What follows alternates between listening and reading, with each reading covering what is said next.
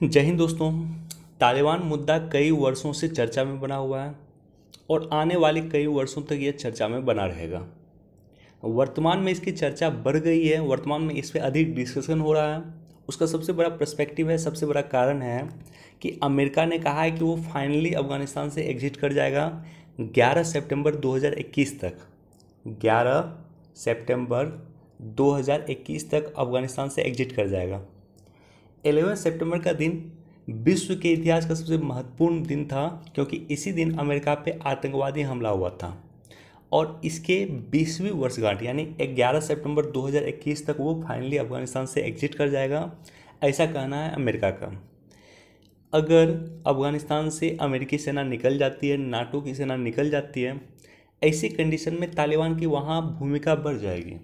और साथ ही साथ ऐसी कंडीशन में पाकिस्तान की क्या भूमिका होगी, ऐसे कंडीशन में चीन की क्या भूमिका होगी और भारत की क्या वहाँ पे भूमिका होगी, डिटेल से डिस्कस करेंगे इस वीडियो में। चलिए, वीडियो देखना शुरू किया है, हमारे चैनल को सब्सक्राइब नहीं किया है तो चैनल को सब्सक्राइब कर दें, अपने दोस्तों के साथ, कलीग के साथ शेयर कर दें।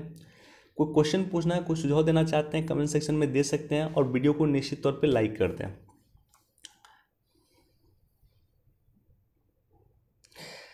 देखो, तालिबान की क्रिएशन कैसे हुई, इसको समझने के लिए सबसे पहले आपको ये समझना होगा, कोल्ड वॉर के समय में जाना होगा आपको, शीत युद्ध के समय में आपको जाना होगा।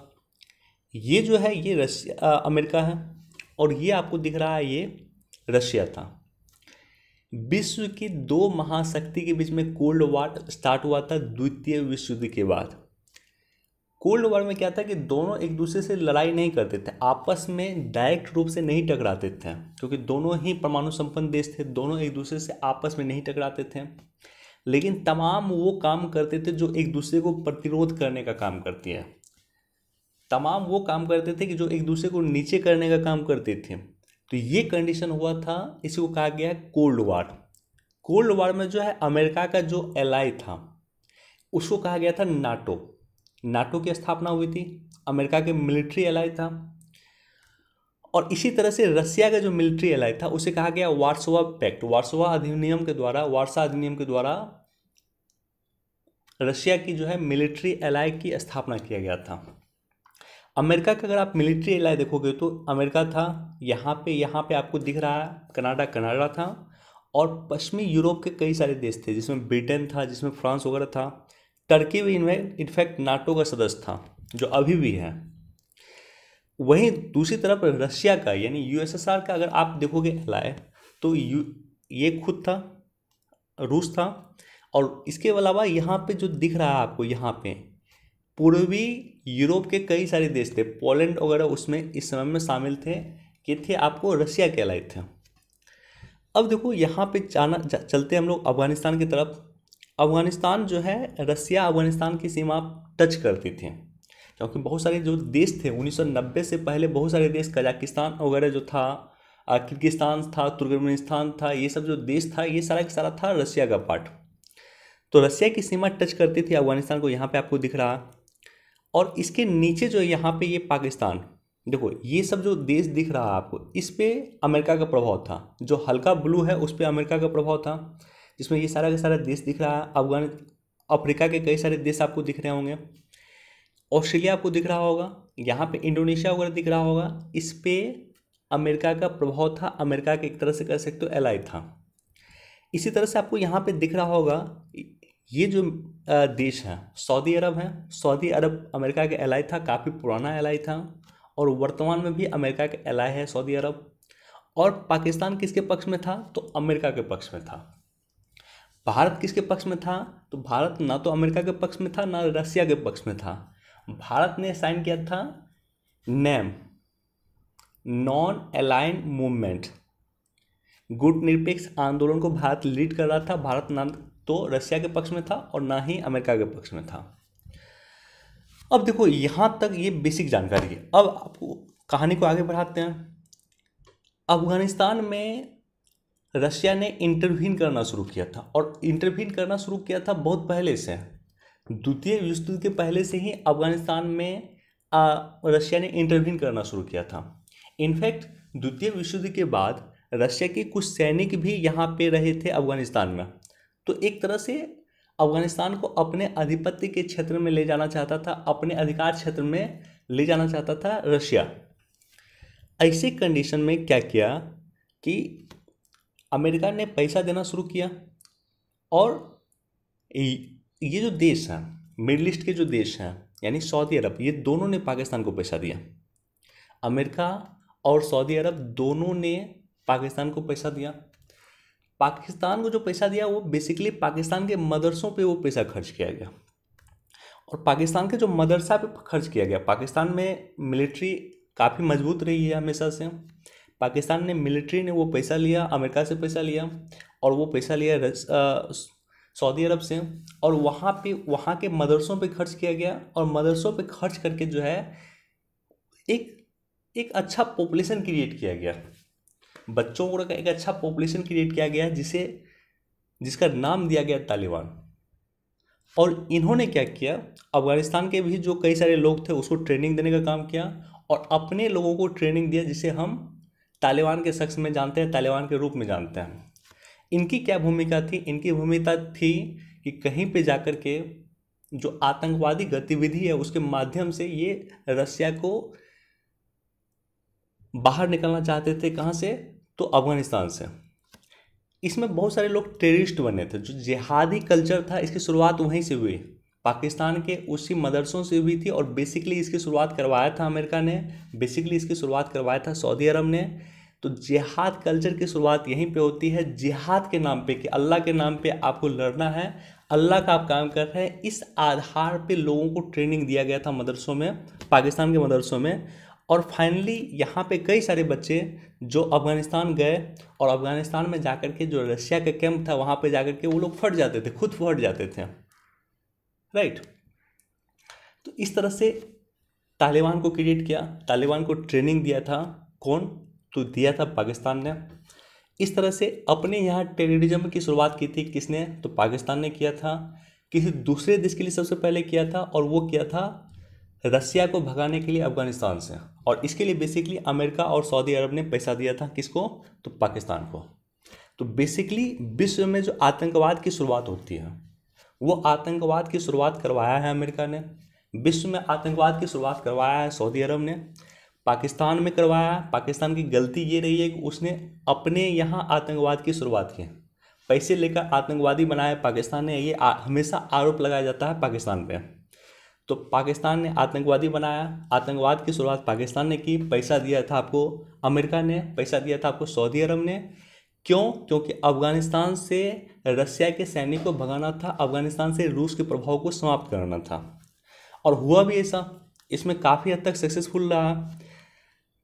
अमेरिका और सऊदी अरब बहुत हद तक इसमें सक्सेसफुल रहा है, क्योंकि पाकिस्तान के बनाए हुए आतंकवादी से तालिबान के माध्यम से जो है रसिया वहाँ से एग्जिट कर जाता है, रसिया निकल जाता है यहाँ से, अफगानिस्तान से।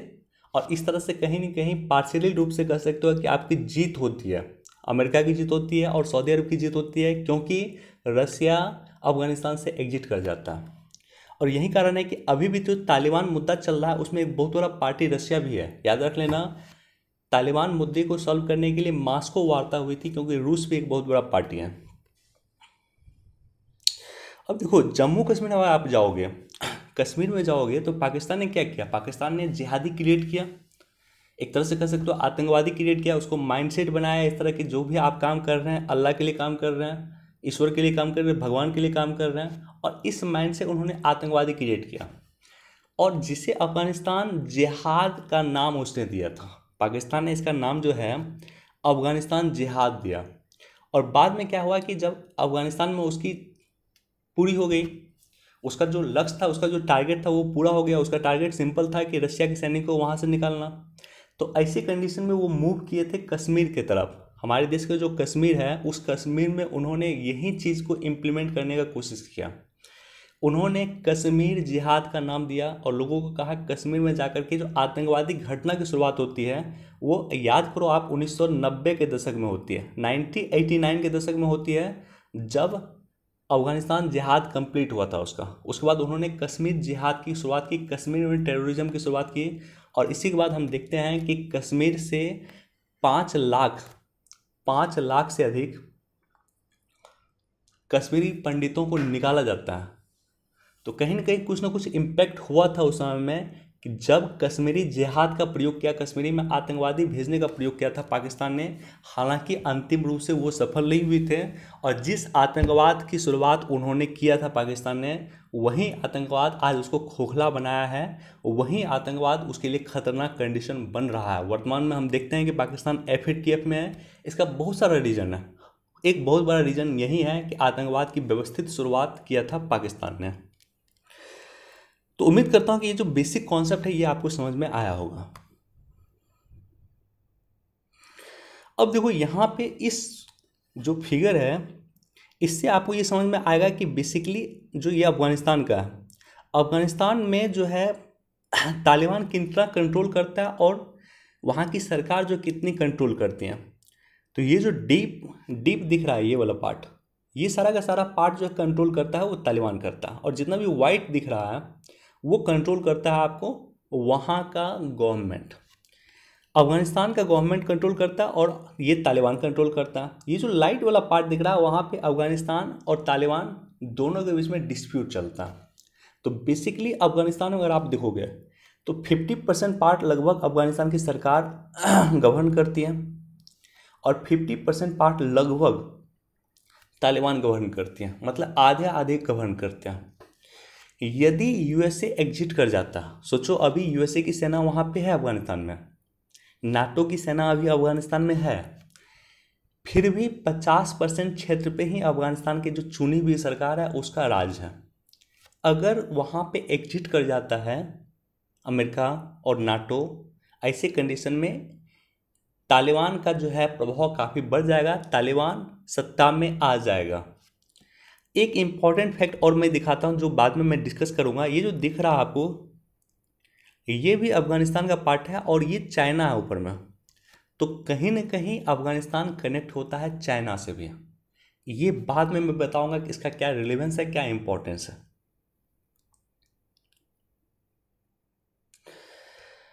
चलो इतिहास में चलते हैं। ऐतिहासिक पृष्ठभूमि, पाकिस्तान गुप्तचर एजेंसी इंटर इंटेलिजेंस सर्विसेज जिसे ISI कहा जाता है, ISI ने मदरसों से के अफगानिस्तानी छात्रों को भड़का के 1990 के दशक में सोवियत संघ की सेना के विरुद्ध तालिबान को जन्म दिया। यानी मदरसा में उन्होंने अफगानिस्तानी छात्रों को भड़काया और इस माध्यम से उन्होंने तालिबान को जन्म दिया। इसमें सऊदी अरब समेत कई खाड़ी देश ने उसे पैसा दिया था। सऊदी अरब चूँकि एलाय था किसका, अमेरिका का एलाय था, इसलिए अमेरिका के पक्ष में वो काम कर रहा था, इसलिए सऊदी अरब ने भी पैसा दिया, कई खाड़ी देश ने भी पैसा दिया था पाकिस्तान को, और खुद अमेरिका ने भी पैसा दिया था पाकिस्तान को। तालिबान की स्थापना और उसके प्रसार में सबसे अधिक योगदान धार्मिक संस्थाओं और मदरसों का रहा था, क्योंकि धर्म के आधार पर तालिबान बना था कि आप ये जो काम कर रहे हैं, यानी रशिया के सैनिकों जो आप बाहर भेज रहे हैं, रशिया के सैनिकों जो आपको अफगानिस्तान से बाहर निकालना है, ये अल्लाह का काम है। तो इसलिए यहाँ पे सबसे अधिक भूमिका तालिबान को बनाने में रही थी धार्मिक संस्थाओं की और मदरसों की। सऊदी अरब द्वारा वित्त प्रोत्साहन किया गया था, पैसा दिया गया था।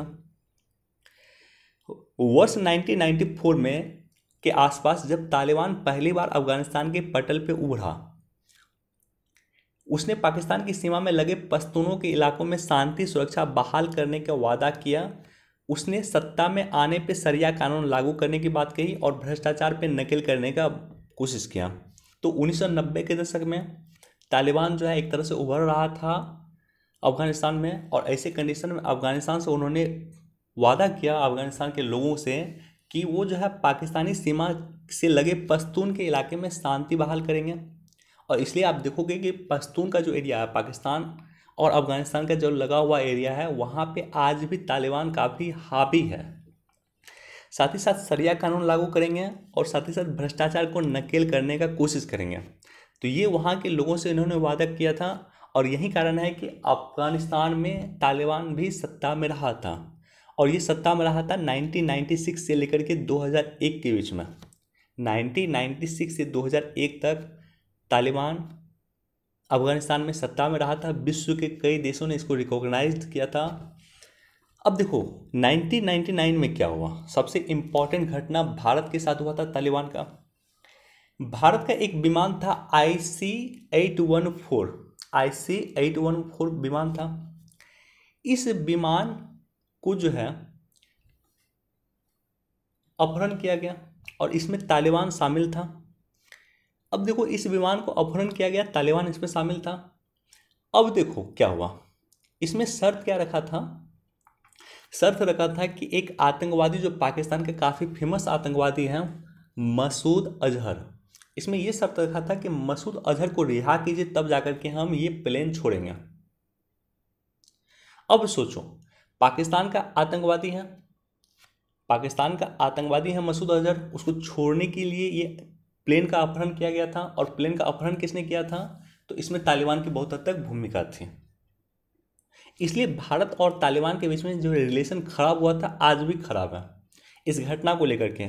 और याद करो, ये वही मसूद अजहर है जिसे यूनाइटेड नेशन की प्रतिबंधित सूची में भारत ने जी जान लगा दिया था इसे कि यूनाइटेड नेशन की प्रतिबंधित सूची में डाला जाए।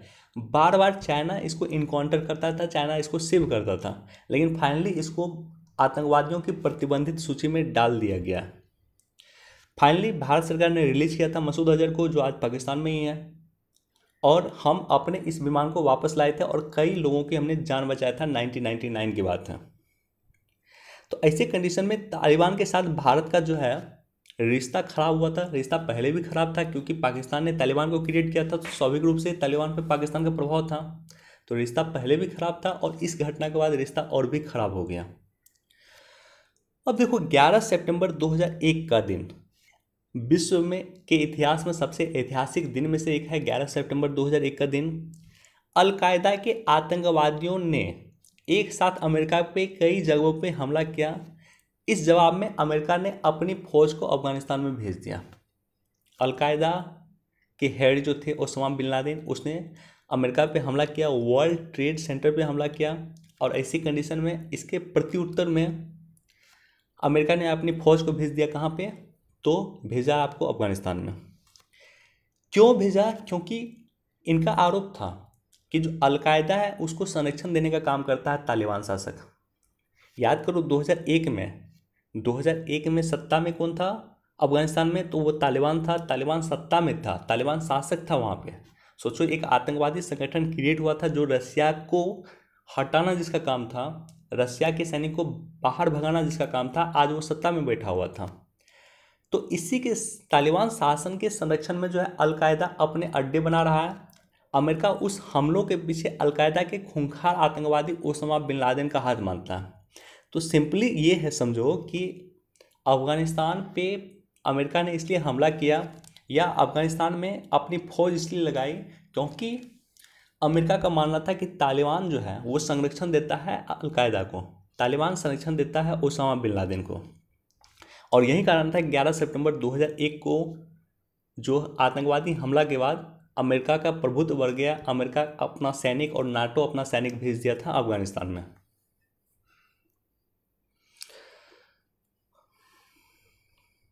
अब देखते हैं अमेरिका के बारे में। अमेरिका का प्रवेश वर्ष 2001 में न्यूयॉर्क में आतंकवादी हमले के बाद तालिबान दुनिया की नज़रों में आया। इसी दौरान 7 अक्टूबर 2001 को अमेरिका ने अफगानिस्तान पे हमला कर दिया और अमेरिका ने सेना जो है तालिबान को सत्ता से बेदखल कर दिया। तो 11 सितंबर को घटना हुई थी अमेरिका में और 7 अक्टूबर को अमेरिका ने अफगानिस्तान पे हमला करके तालिबान सत्ता को बेदखल कर दिया। दिसंबर 2001 में संयुक्त राष्ट्र अमेरिका के सहयोग से हामिद करजई, जो कुछ समय पहले तक अफगानिस्तान के राष्ट्रपति थे, ये उनको अंतरिम प्रशासक प्रमुख नियुक्त किया गया है। कहाँ का? तो अफगानिस्तान का।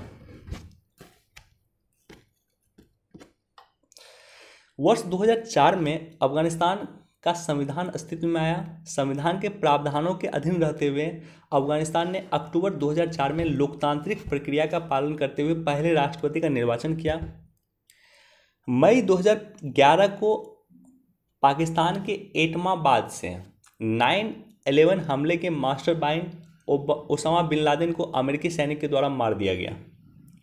तो अमेरिका जो है जिस मकसद से आया था, ओसामा बिन लादेन को समाप्त करने की जिस मकसद से आया था, उसको जो है मई 2011 में उसको अंतिम रूप दिया गया है। फाइनली इसको मार दिया गया था ओसामा बिन लादेन को।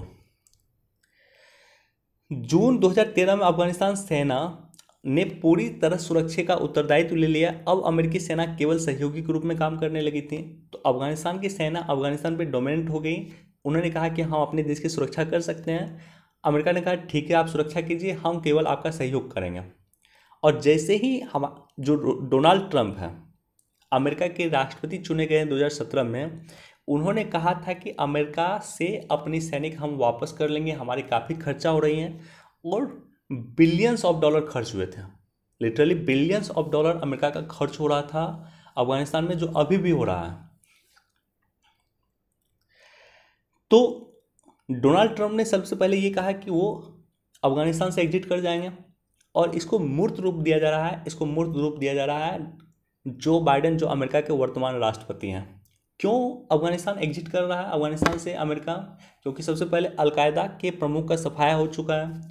दूसरी बात क्या है कि अब जो है इनको लगता है कि अफगानिस्तान में शांति प्रक्रिया जो है वो संपन्न हो चुकी है, और ऐसे कंडीशन में हम वहाँ से एग्जिट कर सकते हैं। देखो ये सब बातें हैं, लेकिन सबसे इम्पोर्टेंट बात क्या है? ये सब तो मान लो टेक्निकल बात, नॉर्मल बातें हैं, नॉर्मल संदर्भ में है। सबसे इम्पोर्टेंट बात यह है कि अमेरिका का काफ़ी पैसा खर्च हो रहा है, और अमेरिका नहीं चाहता है कि अपना पैसा और एक्स्ट्रा खर्च किया जाए वहाँ पे अफगानिस्तान पे। तो इसलिए अमेरिका एग्जिट कर रहा है। सबसे इम्पोर्टेंट तो यही है। अब देखो, इसको लेकर के अमेरिका और तालिबान दोनों के प्रतिनिधि दोहा में मिले थे। कतर की राजधानी है दोहा, वहाँ पे मिले थे, और दोहा समझौता साइन किया था अमेरिका और तालिबान के बीच में। ये समझौता हुआ था आपको मार्च 2020 में। इस समझौते के तहत अमेरिका ने प्रॉमिस किया कि अगले 14 महीने के लिए अफगानिस्तान से अपने सभी सैन्य बलों को वापस बुला लेगा, और इस दौरान भारत समेत दुनिया के 30 देशों के प्रतिनिधि वहाँ पे मौजूद थे दोहा समझौते में। तो मार्च 2020 में साइन किया था, और इन्होंने कहा था कि 14 महीने में, आने वाले 14 महीने में जो है हम अपने सैनिकों को बुला लेंगे। कहाँ से? अफगानिस्तान से। साथ ही साथ ये तो अमेरिका ने कहा, तालिबान ने भी इसमें कुछ अपना इनपुट दिया। अमेरिका ने कहा हम अपने सैनिक बुला लेंगे। तालिबान ने भरोसा दिलाया कि अलकायदा और दूसरे विदेशी आतंकवादी समूहों के साथ अपने संबंध को समाप्त कर देगा तालिबान। तो सबसे पहला तो इन्होंने ये भरोसा दिलाया था अमेरिका को, ये समझौता किया था। तालिबान अफगानिस्तान की धरती को आतंकवाद की गतिविधि के लिए इस्तेमाल नहीं होने देगा, ये भी प्रॉमिस किया था तालिबान। तो तालिबान अफगानिस्तान की धरती को आतंकवाद के लिए इस्तेमाल नहीं होने देगा, और तालिबान अपने संबंध जो अलकायदा से थे, अन्य आतंकवादी गतिविधियों या अन्य आतंकवादी संगठन से जो उनका संबंध था, उस संबंध को हमेशा के लिए समाप्त कर देगा।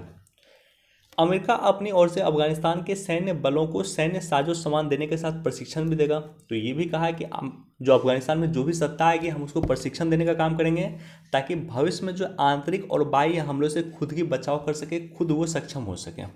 तो ये बेसिकली दोहा एग्रीमेंट में ये चीज़ें थी जो साइन किया गया था। अब देखो, यहाँ से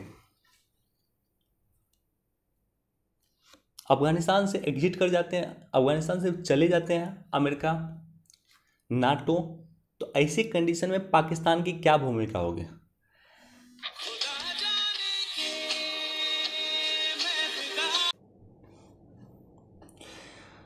तो देखो, पाकिस्तान की भूमिका बढ़ेगी, इसमें कोई दो राय नहीं है, क्योंकि तालिबान को एक समय में क्रिएट किया था किसने? तो पाकिस्तान ने क्रिएट किया था। तालिबान ने पाकिस्तान के लिए भारत के ICJ विमान को जो है अपहरण भी किया था। तो ऐसे कंडीशन में हमें ये पता है कि तालिबान पे किसकी भूमिका है? पाकिस्तान की भूमिका है।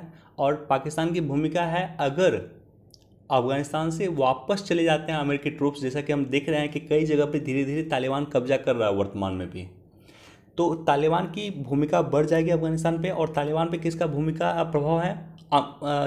पाकिस्तान का प्रभाव है। क्यों? क्योंकि तालिबान को क्रिएट भी किसने किया था? पाकिस्तान ने क्रिएट किया था। तो तालिबान की तो ऐसे कंडीशन में क्या होगा कि पाकिस्तान के पास स्वर्णिम मौका होगा। तालिबान के साथ अमेरिका की शांति वार्ता और समझौता पाकिस्तान के लिए लाभ का समझौता है, इसलिए इन दोनों ध्रुवों के बीच पाकिस्तानी सरकार और उसकी खुफिया ISI जो बिचौलियों का कार्य कर रही थी, एक तरह से इंटरमीडिएटर का काम कर रहा था पाकिस्तान की सरकार और ISI। अफगानिस्तान से अमेरिकी फौजें के वापस जाते ही पाकिस्तान तालिबान की मदद से कश्मीर में आतंकी घटनाओं को अंजाम दे सकता है। इसलिए भारत की चिंता है। भारत की चिंता इसलिए है कि जिस अफगान जिहाद की उन्होंने शुरुआत किया था, पाकिस्तान ने शुरुआत किया था तालिबान के साथ मिल के, उसके बाद जो आतंकवादी बच गए थे उस आतंकवादियों को उन्होंने भेज दिया था कश्मीर में। तो वर्तमान में भी ऐसा हो सकता है कि कश्मीर जिहाद के नाम पे कश्मीर में आतंकवादी घटनाओं की शुरुआत कर सकता है पाकिस्तान और तालिबान मिलके। इसलिए ये भारत की चिंता का सबब बना हुआ है। यदि अफगानिस्तान में तालिबान की जड़ें मजबूत होती है तो वहाँ की सरकार को हटाने के लिए पाकिस्तान जो है तालिबान को सैन्य साजो सामान दे सकता है। पाकिस्तान को देखो, अफगानिस्तान की जो सरकार रहती है, जो चुनी हुई सरकार रहती है, उसका भारत के साथ अच्छा संबंध रहता है और तालिबान का पाकिस्तान के साथ अच्छा संबंध होता है। अगर अमेरिकी सेना एग्जिट कर जाती है अफगानिस्तान से, ऐसे कंडीशन में तालिबान को फिर से प्रशिक्षण देने का काम, तालिबान को फिर से ट्रेनिंग देने का काम, तालिबान को जो हथियार देने का काम, असला देने का काम ये पाकिस्तान करेगा और कहेगा कि आप ये जो चुनी हुई सरकार है इसको हटा दें, क्योंकि तालिबान वैसे भी अफगानिस्तान के 50% क्षेत्रों पर अभी राज कर रही है। तो निश्चित तौर पे तालिबान को अफगानिस्तान की चुनी हुई सरकार को हटाना बहुत मुश्किल नहीं होगा, आसानी से वो हटा सकते हैं। तो अब देखो इसको लेकर के भारत की चिंताएं क्या है। तो भू राजनीतिक स्वरूप से अहम पाकिस्तान में तालिबान के प्रसार से वहां के नवनिर्वाचित सरकार को खतरा होगा और भारत के कई विकास योजनाएं प्रभावित होगी। अफगानिस्तान के संसद किसने बनाया? भारत ने। अफगानिस्तान में कई सारे रोड भारत बना रहा है, अफगानिस्तान में कई सारी परियोजना जो है भारत बना रही है। ऐसी कंडीशन में अगर अफगानिस्तान से एग्जिट कर जाती है अमेरिकी सैनिक, तो वो जो विकास परियोजना जो चल रहा था, विकास परियोजना जो 3 अरब से अधिक का हमने इन्वेस्टमेंट किया, $3 अरब से अधिक का इन्वेस्टमेंट भारत ने किया था अफगानिस्तान में, वो प्रभावित हो सकती हैं। इसके अतिरिक्त पश्चिमी एशिया में अपनी पैठ बनाने लगी भारत सरकार को नुकसान होगा। अफगानिस्तान के माध्यम से हम जो है किर्गिस्तान वगैरह पहुंचना चाहते थे, किर्गिस्तान है, तुर्कमेनिस्तान है, ये सब देश जो है हम पहुंचना चाहते थे। हम जो है चाबहार पोर्ट क्यों डेवलप कर रहे थे? चाबहार पोर्ट हम डेवलप कर रहे थे, जो ईरान का चाबहार बंदरगाह है उसको डेवलप करने का सबसे बड़ा रीज़न था कि आप ईरान अफगानिस्तान के रास्ते जो है मध्य एशिया के देशों में हम जाएं, किर्गिस्तान वगैरह हम जाएं, तुर्कमेनिस्तान हम जाएं, अजरबैजान हम जाएं, उसके बाद जो है ऊपर के जो देश हैं वहाँ पे जाएं। तो मध्य एशिया के देशों में हम जाएं, इसको लेकर के भारत चाबहार पोर्ट डेवलप कर रहा था। इसको लेकर के भारत अफगानिस्तान में जो है अपने कई सारे प्रोजेक्ट पे काम कर रहा था। निश्चित तौर पे भारत का वो जो है सपना साकार नहीं होगा अगर अमेरिका वहाँ से एग्जिट कर रहा है, तो जो कि कर रहा है। भारत ने अब तक अफगानिस्तान में $3 अरब की मदद की है। वहाँ के संसद भवन, सड़क, बांध, सलमा बांध एक काफ़ी फेमस बांध है अफगानिस्तान में, उसको भारत ने बनाया है। अतः इन परियोजनाओं पे अब गंभीर संकट के बादल मंडराने लगे हैं। ईरान के चाबहार पोर्ट के विकास में भारत ने भारी निवेश किया है ताकि अफगानिस्तान, मध्य एशिया, रूस, यूरोप के देशों के साथ व्यापार और संबंधों को मजबूत किया जा सके। यदि तालिबान सत्ताहीन होती है तो भारत की ये परियोजना भी खतरे में पड़ सकती है, क्योंकि इससे अफगानिस्तान के रास्ते अन्य देशों के पहुंचने की जो भारत का सपना था वो साकार नहीं होगा, निश्चित तौर पे साकार नहीं होगा। अब देखो चीन का क्या इंपॉर्टेंस है, चीन का क्या पक्ष है और चीन यहाँ पे एक पार्टी क्यों है। तो सबसे पहले तो मैप पे एक बार चलते हैं। देखो यहाँ पे जो मैंने बताया था कि ये जो है यहाँ पे आपको दिख रहा है, तो ये अफगानिस्तान का पार्ट है, ये जो है, और यहाँ पे एक छोटा सा रूप में ये टच करता है किसको? तो चीन को टच करता है। चीन का ये जो क्षेत्र है, चीन का ये जो क्षेत्र है ये सिंजियांग प्रांत है। सिंजियांग प्रांत में आपको पता है कि उइगर मुस्लिम रहते हैं। उइगर को लेकर के चीन में क्या चल रहा है सबको पता है, विश्व के देशों को पता है। 20 लाख से उइगर मुसलमानों को जेल में डाला गया है। 2 करोड़ के आसपास यहाँ पे, 1.5 से 2 करोड़ के आसपास उइगर मुस्लिम यहाँ पे रहते हैं। अगर अफगानिस्तान में तालिबान जो है डोमिनेंट होता है, ऐसे कंडीशन में चीन का कहना है कि जो वहाँ के सिंजियांग प्रांत में जो उइगर मुसलमान है, चूँकि तालिबान का जन्म हुआ था धर्म के आधार पर, धार्मिक आधार पर, मदरसों से तालिबान का जन्म हुआ। तो ऐसे कंडीशन में अफगानिस्तान में अगर तालिबान सत्ताहीन होते हैं, सत्ता में आते हैं, या तालिबान जो है डोमिनेंट होते हैं, तो ये जो है धर्म की लड़ाई ये यहाँ पे भी क्रिएट होगी, चीन के सिंजियान प्रांत में भी क्रिएट होगी, उइगर मुसलमानों भी तक भी प्रभावित होगी, वे भी अपने अधिकारों की मांग करने लगेंगे, या हो सकता है वो भी आतंकवादी गतिविधि में शामिल हो, ऐसा कहना है चीन का। इसलिए चीन यहाँ पे एक पार्टी बन रहा है।